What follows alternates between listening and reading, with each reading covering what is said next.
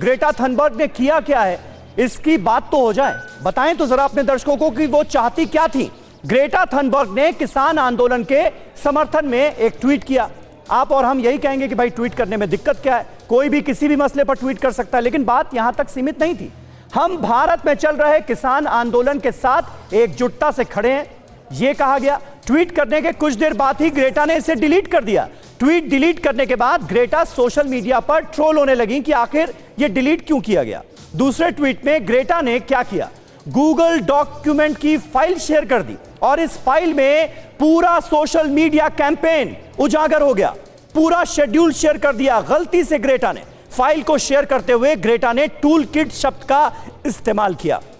भारत सरकार पर इंटरनेशनल दबाव बनाने की पूरी कार्य योजना साझा कर दी और इसी के जरिए वो साजिश सामने आई कि किस तरह से कुछ लोग जानबूझकर पूरी प्लानिंग कर रहे हैं कि कैसे भारत विरोधी ट्वीट्स करने हैं, भारत को बदनाम करना है। यह है मसला।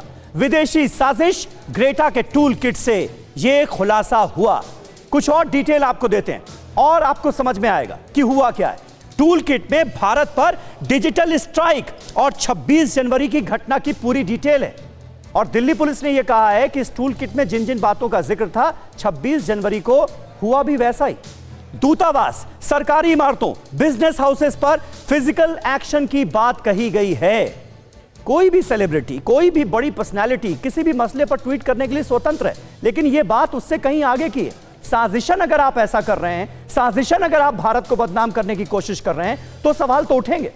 विदेश में 26 जनवरी को प्रोपेगेंडा फैलाने की पूरी साजिश रची गई।